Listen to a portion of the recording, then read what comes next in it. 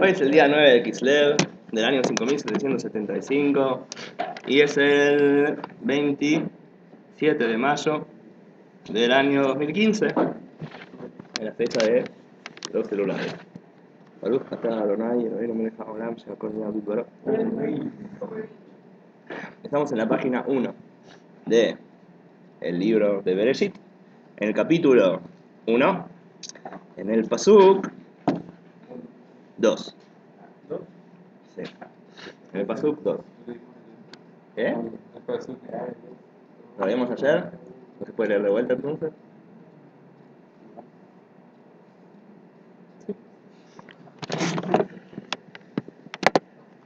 Bueno, dice así. No, perdón, tienen razón. Vamos a leer el capítulo 2. Vamos a leer no vamos a leer el pasuk 2. Sino que vamos a leer el pasuk 1. Perek Aleph, pasuk Aleph, capítulo 1, versículo 1. Epístola. No hay epístola esta vez. Hay versículos.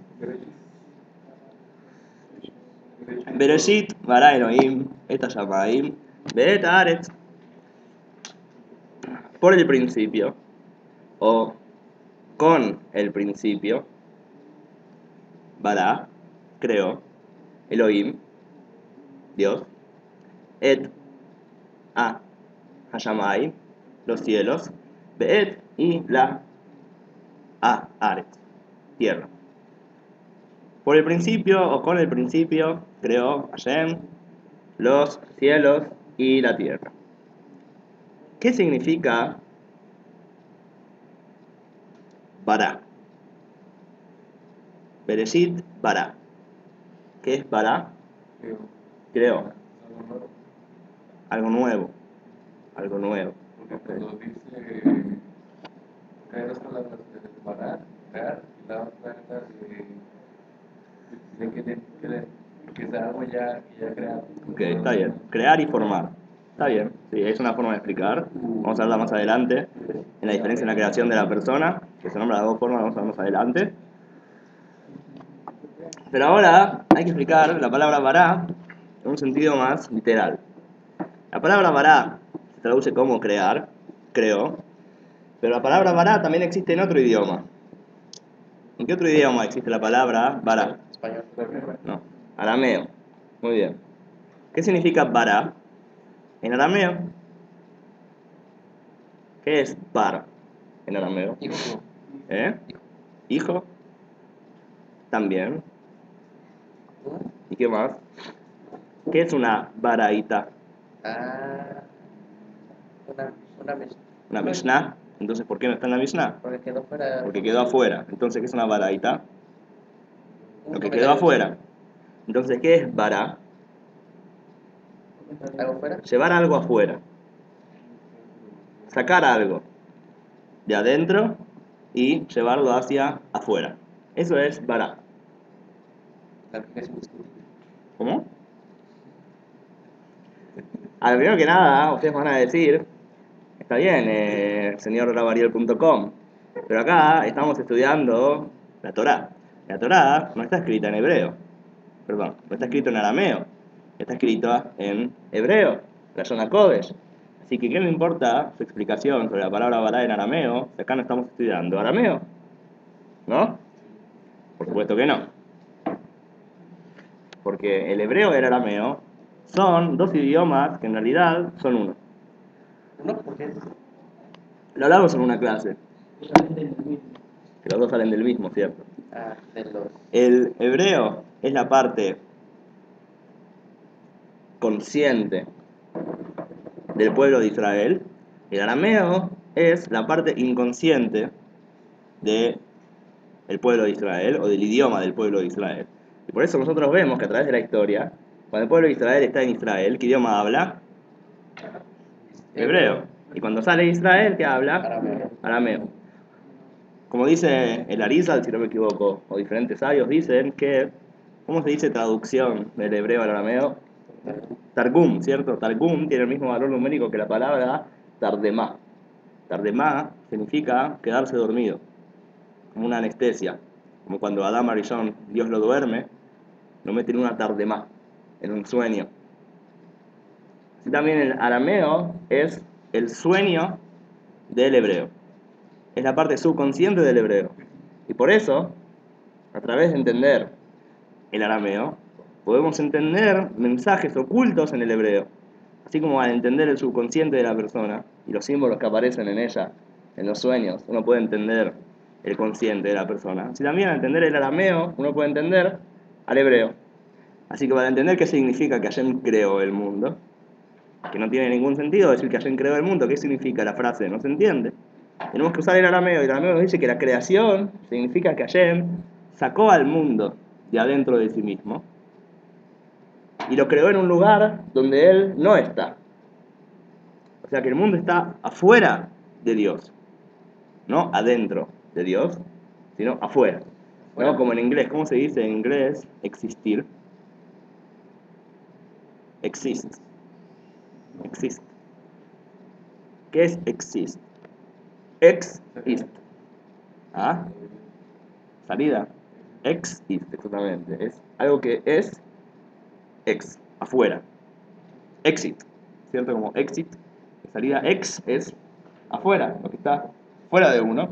También en la existencia, ¿qué es la existencia? Lo que está afuera de Dios. No es Dios.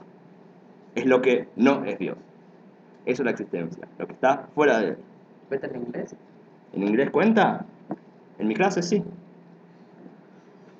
Pero ¿es fuera o es ante la ausencia?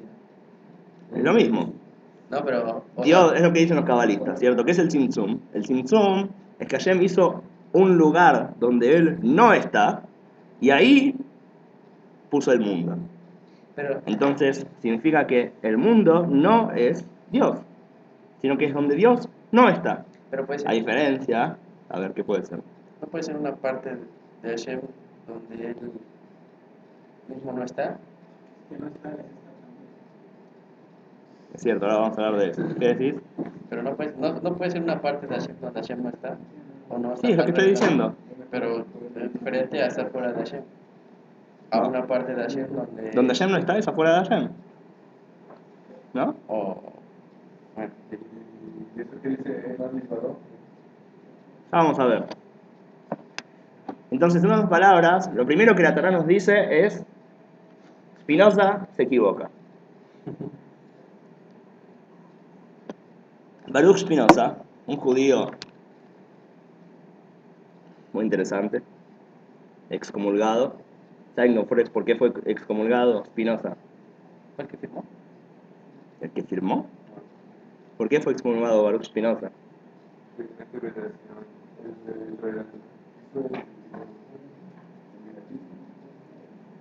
La crítica. Él empezó, es cierto, por una parte, él fue uno de los primeros que empezaron el concepto de la crítica bíblica. Pero no podemos decir que fue excomulgado por eso, porque todos sus libros fueron publicados años después de que lo excomulgaron. Sus libros más antijudíos fueron publicados después de que murió. Así que no podemos decir que fue excomulgado por lo que él escribió, porque fue excomulgado antes. Entonces nadie está seguro de por qué lo excomulgaron. Hay un historiador hoy en día que dice que el motivo que lo excomulgaron en realidad es porque dejó de pagar la cuota al templo. No tiene nada que ver con lo que pensaba. Es un historiador. Se sintió mal. Ya como sea Spinoza, ¿qué es lo que él dice? Él dice lo que se llama el panteísmo. ¿Qué es panteísmo? Todo es Hashem. Todo es Dios. Pan es todo. El pan es todo. Sin pan no se puede comer. Así que el pan al fin y al cabo es todo, ¿no? ¿Y qué es? El pan. El pan. Sí. Y el teísmo es Dios. Todo es Dios. Todo es Dios. O sea que, ¿qué es Dios? Todo. Todo lo que ves es Dios. Y ya está. No hay nada más. El cosmos, el todo, eso es Dios. Entonces, ¿qué dice Spinoza? Que el mundo es Dios. Que todo es Dios. La Torá, en su segunda palabra, dice a Spinoza que no. El mundo es lo que no es Dios. Pero por otro lado, nos dice Israel, en lo Milvadó, no hay nada fuera de Dios. La Torá misma nos lo dice. No hay nada fuera de Dios. Entonces, ¿cómo decís que el mundo no es Dios? Entonces estamos complicados. No podemos ser panteístas como Spinoza y decir que todo es Dios. Tampoco podemos decir que hay algo que no es Dios. Entonces, ¿qué hacemos? Un poquito los dos. Un poco de los dos. Está lo que se llama, lo que el Hasidut habla, el panenteísmo. Panenteísmo. ¿Qué es panenteísmo? Todo Dios, así, todo en Dios. No. ¿Qué? Todo en Dios. todo viene de Dios. ¿Cómo dijo Liao, que escuchaste bien? Todo en Dios. Todo está en Dios.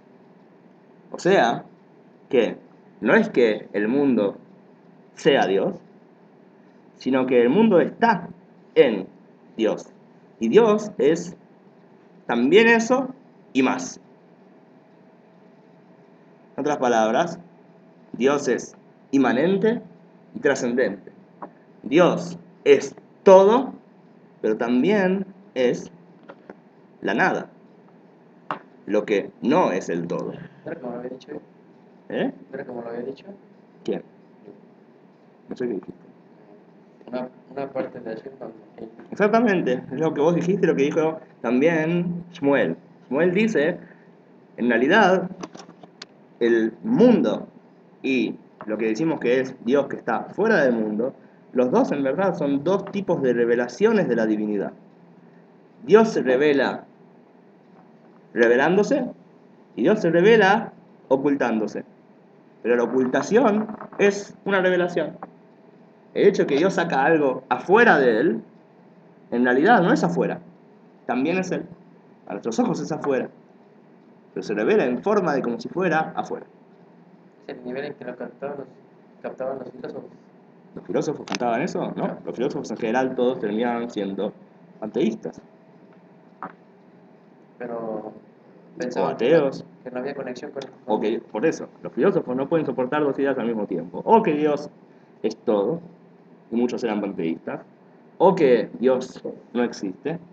O que Dios es absolutamente trascendente y no tiene contacto alguno con el mundo. Pero no todo al mismo tiempo. La filosofía griega no acepta todo al mismo tiempo. Nosotros decimos lo que dice el Hasidut, las dos. El mundo, por un lado, es fuera de Hashem. Pero hay que entender que eso que el mundo no es Dios, es, en cierto modo, otro tipo de revelación de Dios. Por lo tanto, las dos son verdad y ninguna es verdad. Y así nos quedamos confundidos. ¿Y qué ganamos con quedarnos confundidos? Que logramos tener una intuición de lo que no entendemos. ¿Se entiende lo que quiero decir? ¿Cuál es el camino en la vida? ¿La duda o la seguridad? cargos. ¿Qué es mejor? ¿Dudar de todo o dejar de dudar y tener las respuestas correctas y estar seguro? No escucho. Dudar de todo. Es decir que nada al fin y al cabo es verdad. Si vos dudas de todo, Pero se hace un análisis más crítico. Y puede llegar a una respuesta mejor. la pregunta es si de verdad podés llegar a una respuesta. Capaz no se puede llegar a ninguna respuesta. Pero, bueno, pero Hoy en día existe el concepto que es el posmodernismo. El posmodernismo es un movimiento, no es un movimiento filosófico, sino que es lo que dicen ciertos filósofos que es en el mundo en el que vivimos, a pesar de que se equivocan. Sin embargo, ellos dicen que hoy en día llegamos a un punto en que la humanidad creyó que podía llegar a la verdad. Y hoy en día entendemos que no hay cómo llegar a la verdad y que en realidad no hay verdad. ¿Eh? Eso es una ventaja. Eso es una verdad, por eso, en realidad el posmodernismo tiene un problema lógico dentro de sí mismo, porque cuando vos decís que nada es verdad y esto es verdad, te complicás la vida, pero está bien, no importa. Hay otros que dicen, gente más, digamos, podría decirse el tipo religioso. El tipo religioso, en general, tiene las respuestas. Él está seguro, él sabe lo que pasa después de la vida, ¿no? Una vez escuché de un rabino que alguien le decía, pero rabino, usted tampoco lo ve a Dios. No lo veo, yo lo veo todo el tiempo, en todas las cosas. Puede ser. Es una decisión tuya interpretar que lo que vos ves es Dios. ¿no? Hay un poco de panteísmo a veces en esas frases. Sea como sea. A veces está el tipo religioso, que es un ejemplo, que dice, estoy seguro de todo. Yo ya tengo todas las respuestas. Por supuesto que no es bueno. La persona puede estar equivocándose. ¿Y qué puede terminar pasando? Puede terminar pasando que usted está tan seguro en lo que vos crees que termines matando a otra persona con esa seguridad que tenés. ¿No? En nombre de Dios, como me gusta decir a muchos, en nombre de Dios se hicieron las más grandes barbaridades en la historia. Cuando la persona tiene una seguridad demasiado grande es peligroso. Pero ¿qué pasa cuando la persona tiene posmodernismo, duda constante? También es peligroso. Porque si vos no tenés ninguna seguridad en absoluto, entonces no tenés nunca excusa para luchar por algo. Por ejemplo, el posmodernismo que hoy en día en el mundo afecta al Estado de Israel, y a las universidades, y a los profesores. Entonces, el soldado que va a Tzahal, al ejército, no puede luchar contra el enemigo, porque dice, ¿quién dice que yo tengo que estar cuidando a mi familia de que no muera? Tal vez tenía que estar preocupándome de que no muera la familia de el tipo que está enfrente mío. ¿Entiende? Entonces no puede luchar. Entonces, perdemos las guerras. Entonces, ni la duda total es buena, ni la seguridad total es buena. Sino que la persona tiene que lograr lo que exige Maimónides en la Guía de los Perplejos, llegar a la seguridad más grande que puede. A toda la seguridad, todas las cosas que se pueden saber de manera segura, hay que saberlo.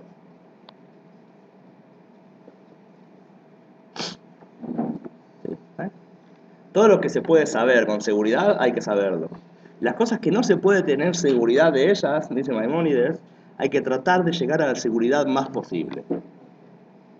Entonces la persona tiene que lograr, que es difícil, tiene que lograr en la vida siempre un balance entre llegar a la seguridad más posible y ahí entender que no puedo estar totalmente seguro. Pero por lo menos podés entregarte por lo máximo a lo que llegaste. Lo mismo acá. Uno nunca puede entender totalmente a Hashem. Si todo es Hashem o Hashem no existe. Sino que tiene que esforzarse en entender las cosas hasta donde más puede. Y ahí, cuando llegue a la duda que viene después de la seguridad, va a poder realmente captar a Hashem. Es como una moneda, ¿cierto? Ya lo expliqué muchas veces esto. No se pueden ver los dos lados de la moneda al mismo tiempo. Pero uno ve un lado, y después ve el otro, y después ve el otro. Entonces la mente de uno sabe que hay dos lados, a pesar de que ahora estoy viendo uno. Así también, las paradojas son para que la persona pueda captar a Hashem de verdad. Porque Hashem se capta al sentir la paradoja. Al ver solo un lado de la moneda es imposible. Entonces esto es lo que nosotros decimos. El mundo es Bará, el mundo está fuera de Hashem. Por un lado no hay nada más que Hashem. Y las dos son verdad. Las dos son verdad. Nuestra mente no puede captar los dos lados de la moneda al mismo tiempo, pero tiene que captar que no lo puede captar. Tiene que estudiar lo suficiente hasta entender qué es lo que no puede captar. Hay que llegar hasta el límite del intelecto. Y ahí puede llegar la duda. Pero la duda no puede ser el principio de todo y la seguridad no puede ser todo. Hay que llegar hasta el límite de lo que se puede entender y ahí se puede tener un brillo de entender la verdad. Ahora, ¿qué pasa una vez que... fíjense algo interesante también. Decimos entonces que el mundo es que Hashem hace algo fuera de él, ¿sí? Ahora volvamos sin todas estas vueltas locas, volvamos al principio. Dijimos que Bará es hacer algo fuera. Hashem hizo un lugar donde él no está, el Tzimtzum, un lugar donde él está ausente, aparentemente, y ahí creó el mundo. O sea que el mundo está fuera de Hashem. ¿Qué pasa cuando algo sale afuera de su fuente? ¿Qué siente ese algo? Un vacío. ¿Y qué le provoca ese vacío? El querer volver. El querer volver, ¿cierto? Lo mismo le pasa con un bebé cuando nace. El bebé nace, ¿qué es lo primero que quiere hacer? Volver. Entonces vuelve a tomar pecho, porque no puede volver. Pero él desea volver.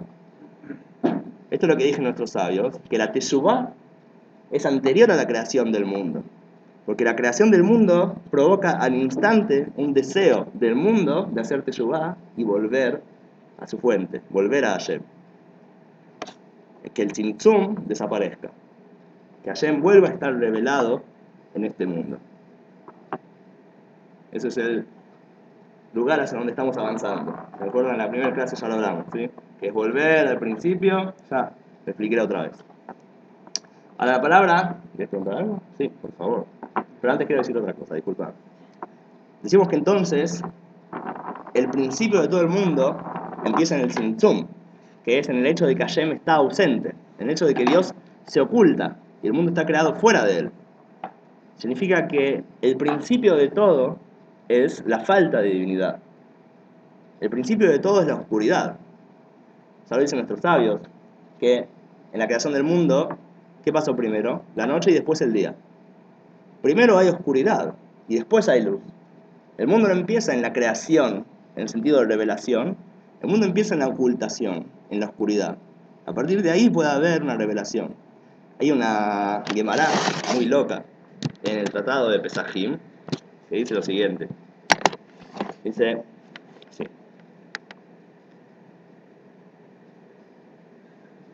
Tashema. Mitzrayim hay arba meot parsa, arba meot parsa. En Pesajim, tratado de Pesajim, página 94, folio A. O sea, Amud Aleph. Tzadik Dalet Amud Aleph. Dice, Tashema. Mitzrayim היה 400 פרסה על 400 פרסה. Mitzrayim, אחד מ-60 בקוש. Egipto tenía un tamaño de 400 parsaot por 400 parsaot. Y todo ese espacio tan grande que es Egipto es solamente un 1 de 60, ¿sí? ¿Cómo se dice 1 de 60? Yo no me acuerdo bien. Un sexteavo, un sesentavo, ¿seguro? Ok, un sesentavo me dicen acá, un sesentavo de Kush. Kush es un lugar. Kush, el tamaño de Kush es un sesentavo del mundo. El mundo es un sesentavo del tamaño del jardín. ¿Qué jardín? ¿Eh? No escucho. El jardín del Edén. ¿Qué dijiste? No escucho. Ok. El jardín es un sesentavo del... El jardín es un sesentavo del... No. Del Edén. El jardín no es el Edén. Son dos lugares. Del Edén sale un río hacia el jardín. ¿Okay? Egipto es un sesentavo de Kush. Kush es un sesentavo del mundo. El mundo es un sesentavo del jardín. El jardín es un sesentavo del Edén. Y el Edén es un sesentavo del Gehenom, del infierno. O sea que todo el mundo, dice el Talmud, o sea que todo el mundo es como la tapa de la olla que es el Gehenom. ¿Qué significa esta frase rara? Pero seguro que explicamos recién, se entiende perfectamente. ¿Qué es lo que hay al principio de toda la creación que rodea toda la creación? Los mundos más altos y más bajos. Digamos que el mundo más bajo es nuestro mundo, ¿sí? Es un pedacito al lado del mundo de Yetzirah, que es gigante, como explicamos en la clase anterior. Y Yetzirah es un poquito al lado de Briah. Y Briah un pinchin, pinchin, pinchin, al lado de Atzilut. Pinchin, pinchin es un lugar chiquito. Sí, en el idioma de Zimbabue. Igual nunca lo vas a poder comprobar. Después, etcétera, etcétera. Y todo eso es un pin, pin, chin, chin, chin del Tzimtzum, del lugar donde Dios se ocultó. ¿Y qué es el lugar donde Dios se ocultó? El Gehenom, el infierno. El lugar donde Dios ya no está. El lugar de ausencia de divinidad. ¿Se entiende lo que quiero decir? No estoy diciendo que el infierno es eso, estoy diciendo que cuál es la intención del Talmud al hablar del infierno acá. Y decir que el infierno rodea todo. Hablando del Tzimtzum, el lugar donde Dios se ocultó. La ausencia de Dios es el principio de todo. Y rodea todos los mundos. A partir de la ausencia de Dios se crean todos los mundos. Los más altos, los más bajos, pero todo empieza en el Gehenom. Todo empieza en la ausencia de Hashem. Todo empieza en la falta, en la oscuridad. Y a partir de la oscuridad, todo empieza. La luz empieza. Pero primero está la oscuridad. Espero que eso se haya entendido. Me querías decir algo, Leao, ¿no?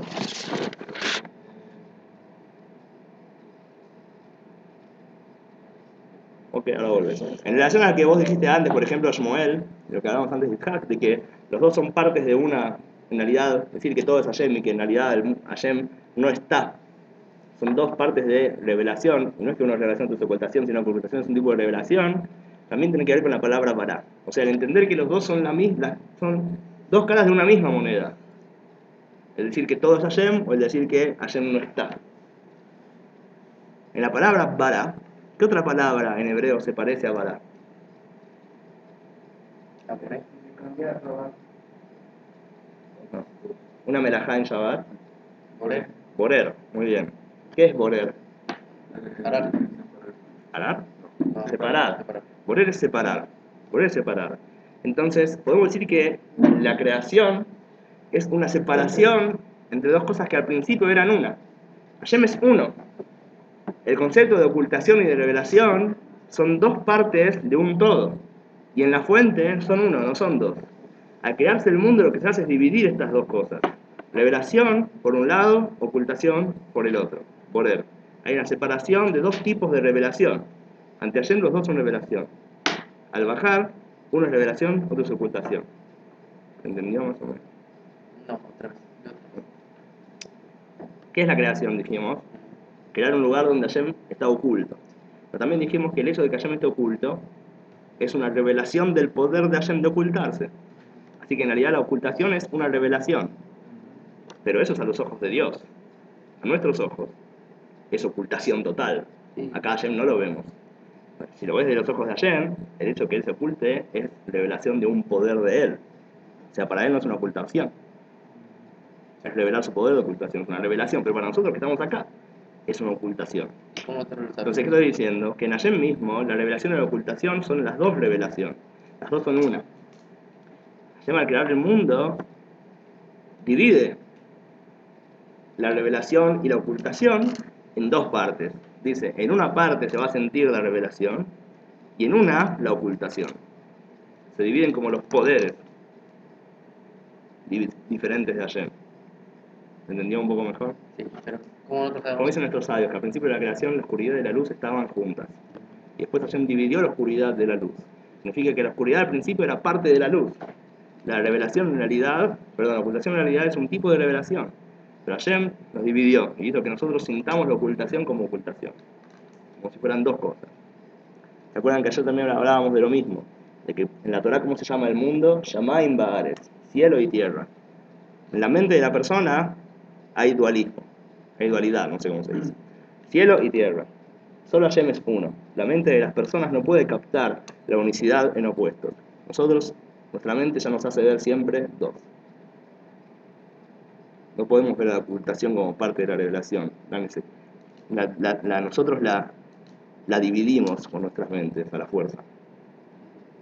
¿Cómo podemos discernir que la ausencia de Hashem es una revelación de Hashem? ¿Cómo podemos lograr entender que la ocultación es una revelación? A través de estudiar Torah, a través de estudiar Hasidut, a través de la meditación, contemplación. Uno puede meditar y encontrar a Dios dentro de la ocultación y convertir la ocultación en revelación. Ese es el propósito nuestro en el mundo. Deshacer esa ocultación y convertirla en revelación, convertir la oscuridad en luz. Es el principio de toda la creación. Y es el propósito de la creación, que nosotros esa oscuridad la convirtamos en luz. Veamos cómo la ocultación es revelación. ¿Cómo se hace eso? En este momento estamos hablando de eso y tratando de empezar a acostumbrar nuestras mentes a eso. En otras palabras, la respuesta está en lavariel.com. ¿Qué quiere decir? ¿No? Pero, o sea, si una persona no estudia Hasidut, Entonces, Hashem hace de otras maneras que logre entender esas cosas. Hashem tiene planes diferentes para cada persona. ¿Cómo logra llegar a entender eso?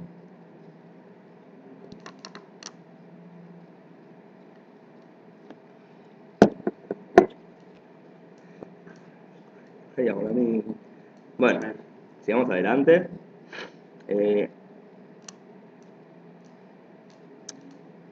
Fíjense el segundo pasuk. Vamos a ver el segundo pasuk, pasuk bet. Dice pasuk bet lo siguiente: Behaaretz haitá tohu babohu. Behoshech al pnei tehom. Y la tierra era caos y desorden y oscuridad sobre el abismo. Beruach Elohim merajefet al pnei hamay. Y el Espíritu de Dios flotaba por sobre el agua. El Basuk Aleph, Dios que crea el cielo y la tierra. El Basuk Bet, ¿de qué empiezan a hablar? La primera palabra del Pasuk Bet, Tierra. la tierra. ¿Y el cielo? ¿Dónde está? Berúa. El cielo no vuelve a aparecer. Solamente queda la tierra. ¿Cuándo vuelve a aparecer el cielo? ¿Ah? Exacto. La parte El cielo vuelve a ser nombrado, la palabra cielo. Pero ahora ya no nos ocupamos del cielo. Nos ocupamos de la tierra. El cielo va a volver a aparecer en la tierra recién en la entrega de la Torah, en Shemot. Y nos llama en Divarti y Mahem. En Shemot, Hashem habla desde el cielo y el cielo vuelve a bajar a la tierra. Pero en el momento de la creación, lo mismo que estamos diciendo, se crea una división entre cielo y tierra. No podemos tener los dos al mismo tiempo. Primero tenemos que ocuparnos de la tierra. Después, muchas generaciones adelante, el cielo va a volver. La tierra no es, o sea, los cielos y la tierra no es el mundo. Son dos partes de toda la creación. También, sí. Las dos son correctas. La tierra es el plano físico, digamos. Los cielos son los planos de ideas, los planos ideales. Y en la tierra, ahora, cada la tierra, que van a trabajar en la tierra los planos del cielo. ¿Qué? ¿Qué? Para respecto, ¿por qué no aparece el cielo? Porque lo que dijimos recién, el mundo es creado y la creación es que el mundo está fuera de Hashem, de oscuridad. Los cielos no están revelados, la divinidad no está revelada. El cielo vuelve a revelarse recién en Shemot, recién en la entrega de la Torah, vuelve a revelarse la divinidad en el mundo de a poco. Pero por ahora perdimos el cielo. ¿Por qué no se puede seguir nombrando antes de que después? Se nombra Joaquín después, pero no nos ocupamos de él específicamente. Y en Shimon, ¿cómo se ocupa? En Shemot, el cielo baja a la tierra, en la entrega de la Torah.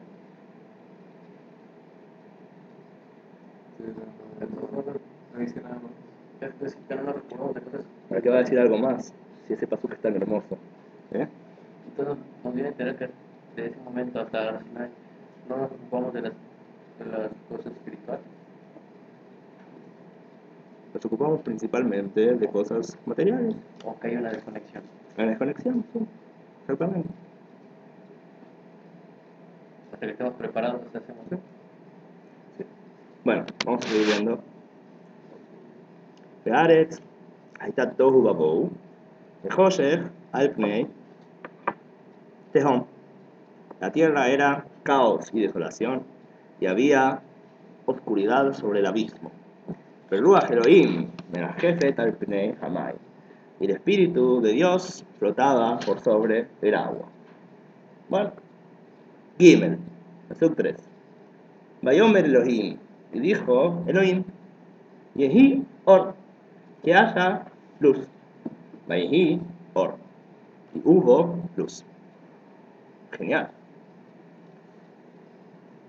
Dicen nuestros sabios, ¿cuántas frases dijo Dios para crear el mundo? 10. Si hacemos la cuenta, ¿cuántas frases aparecen? 9. 9 veces está escrito Vayomer, dijo Dios. Entonces, ¿por qué dicen que son 10? Nuestros sabios contestan, Bereshit también es una frase. Bereshit también es una frase. Entonces, ¿por qué Bereshit no está dicho Vayomer Bereshit? Que no había empezado el inicio. Ah, Porque no había empezado el inicio. porque no había empezado el inicio. No entiendo. Que hasta comento que. El de Windows, No, que no puede escribir que. haga clic aquí. O bueno, ¿Eh? creo que sí. No entiendo lo que quiere decir. Que no podía. No hay a quien hablarle. Ajá. Muy bien. Como dice Itzhak. Primero, no puede decir Vayomer porque no hay a quien hablarle. Cuando dice Bayomer y habló, es porque le dijo a alguien. ¿A quién? ¿O a qué? ¿A quién le habló?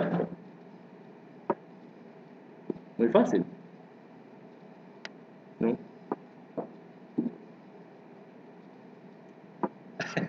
¿A la Torah? No. ¿Los ángeles? No. ¿Al mismo? ¿Qué es lo que fue creado al principio? ¿Los cielos se perdieron? No. El Reshit, el principio. Primero Hashem revela el Reshit, el principio, y a él le habla. Y al hablarle, lo ordena. Y empieza a especificarlo. Como dice Maharal de Praga, Bereshit significa con Reshit. Con el Reshit Dios creó el mundo. O sea que el Reshit es el punto que incluye todo. Y desde ese punto se empieza a hacer de un orden y poner las cosas en su lugar. Pero ese punto de principio, al revelarse, estaba todo incluido en un solo punto. No había orden. Era un caos. Entonces hay que empezar a ordenarlo. ¿Qué es lo que primero hace Hashem? Luz. Después, ¿qué hace? Saca el agua de la tierra y hace que se vea la tierra. Después, ¿qué hace? Pone peces, animalitos, flores, personas. Es como una persona que entra a un cuarto, está todo oscuro y empieza a tropezarse, se cae al piso, está todo mojado, asqueroso. Entonces, ¿qué hace? Se choca contra todas las cosas y dice, oh, esto es un balagán. Vamos a prender la luz. Primero que nada vamos a prender la luz. Prende la luz. ¿Qué es lo segundo que hace? El piso está todo mojado. Vamos a traer un trapo y sacar el agua. Ahora se puede ver el piso, se puede caminar. Bueno, ¿qué vamos a hacer? Que este lugar esté lindo. Vamos a poner un acuario. Un acuario. ¿Qué más podemos hacer? Unas plantitas, un arbolito, un bonsai. ¿Y qué falta? Una persona, una mascota. Y una persona, tiene una persona que es una persona acá que vive. Esto es lo que hizo ayer. Hizo el Reshit, todo incluido. De repente, todo desordenado ahí adentro, está todo en un solo lugar. Entonces empieza a ordenarlo. Los 9 Maamarim, los 9 frases con las que Dios va creando el mundo, no son sino ordenar la primera frase, que es el Reshit. Por eso nuestros sabios, en la Kabbalah en general, explican que el Reshit es el primer pensamiento de la creación. El pensamiento primordial de la creación.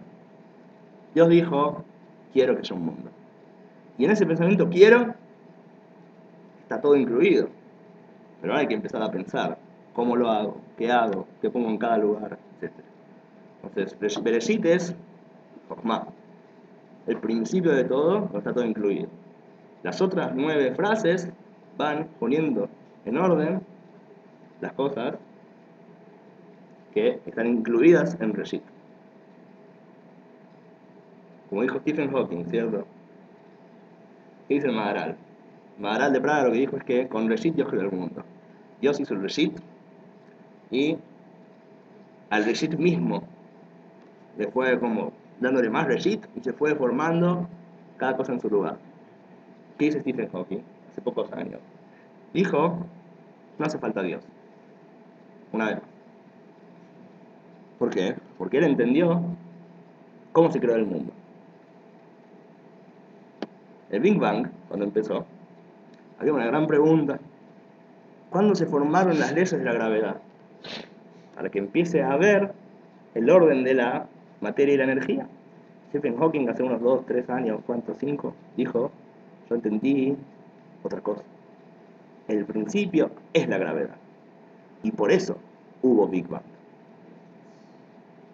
En otras palabras, todo empieza en un punto. Y ese único punto es el que crea todo lo demás al mismo tiempo. Con uno se puede crear todo lo demás. Quisiera como Hoffman al puntito, luego la Binah que desarrolla todo. Sí. Se va desarrollando desde la Jojoba. No le queda que No quiero entrar ahora en conceptos de Kabbalah. Por eso no pongo a explicar. Podía explicar muchas más cosas, pero no quiero ahora entrar. Así que me sabrás disculpar. Hashem sería Keter. Hashem no es Keter, no. Hashem es Hashem. No, la pregunta que hace está bien. Keter está arriba de Jochma. Es cierto, Keter está arriba de Jochma. Pero no quiero ahora entrar en los detalles cabalísticos de la creación, sino en explicarlos en el sentido más literal que se puedan entender. ¿Sí? No quiero ahora hablar de Sefirot, no el de Final Fantasy. ¿Qué? Hay una pregunta de lo que estamos hablando ahorita de... Bueno, hacer la pregunta. ¿Por qué no se puede tener seguridad total? ¿Por qué no se puede tener seguridad total? Porque una persona no puede llegar a la respuesta final de todas las cosas, porque es un ser limitado. ¿Sí? Ok. Sigamos adelante. Sí. ¿Qué es la Het? ¿Qué significa en la letra Het? ¿En el pasuk Het? Ah, ok. La letra Het indica que es el pasuk Het. Ok. ¿De qué? Sí. Sí, yo sé. Yo lo dije. Yo dije que el cielo es nombrado, pero no nos ocupamos principalmente del cielo, sino de la tierra más que nada, hasta Yemot. Sí, el cielo es nombrado bastantes veces más adelante con Abraham. Abraham también dice que Hashem es el Dios del cielo y la tierra. La palabra Shammai es nombrada, seguro que sí. Dije que no. Igual, fue acabado por estar atento. Bueno.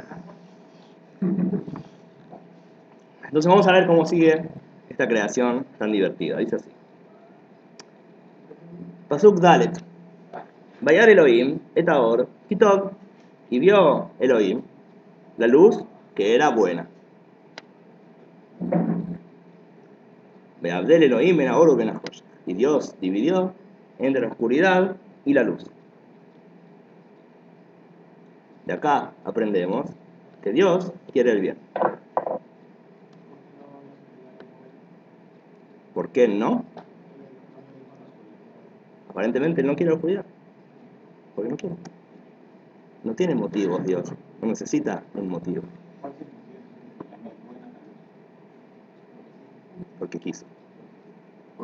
No porque sí. No. Porque sí significaría que es obligatorio. Y a Dios le atribuimos libertad absoluta. Sino porque quiso. Porque no quiso. No, tenés que entender, es muy profundo esto. Si vos decís que hay un motivo por el cual quiso o no quiso, ya no es una decisión que viene desde la libertad absoluta, sino que hay algo externo que afecta mi decisión. Por lo tanto, no hay ningún motivo externo que haya hecho que Dios decida eso, sino que es la libertad absoluta de Dios de haberlo decidido. En otras palabras, vos decís que en cierto modo es como decir porque sí. Entender lo siguiente. En Dios, el azar es la decisión.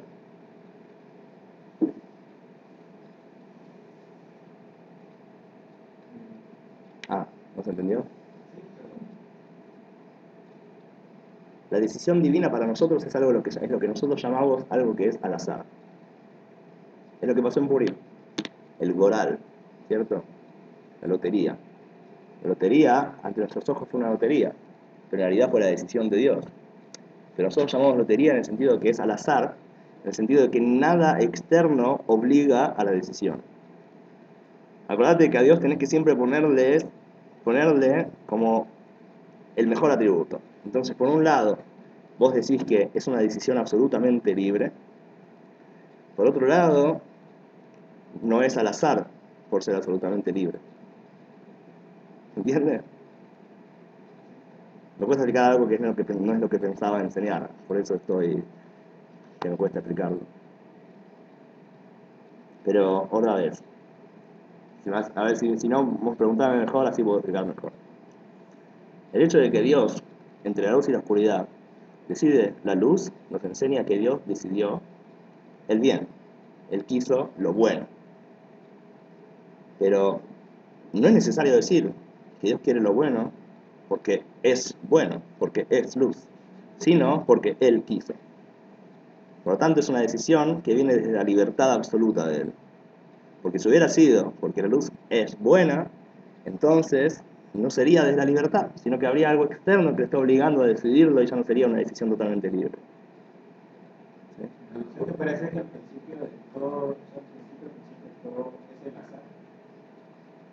El principio de todo a nuestros ojos es azar, pero ante Dios no es azar. Ante Dios es una decisión. Lo que pasa es que como en ese nivel de decisión no hay valores que causen la decisión, porque si fueran los valores los que la causan, entonces la decisión no sería libre, entonces ante nuestra mente es azar, porque azar es que es todas las opciones y se elige una, pero no hay diferencia entre ellas. Pero ante el Creador no es así, ante el Creador viene de una libertad que decidió esto. Entonces no es que la decisión fue al azar, otra vez, pero como no hay valores en ese nivel, que es lo que provoca que la decisión sea totalmente absoluta, pero para nosotros el que no haya valores crea que sea en nuestra mente algo que fuera azar. ¿Entiendes? Hay algo interesante, por ejemplo, que dice Maimónides en la Guía de los Perplejos. Dice Rambam así. Es muy difícil decidir filosóficamente si el mundo siempre existió o fue creado, dice el Rambam. Y no hay una manera específica de demostrar filosóficamente ninguna de las dos. Pero yo tengo una evidencia que acerca a uno a decidir que el mundo fue creado. ¿Cuál es? Dice Maimónides. El hecho, hoy en día esta evidencia no sirve, pero el hecho de que en el espacio las estrellas están esparcidas al azar y no de una manera balanceada en el espacio, que todas estén como, viste, perfectito así,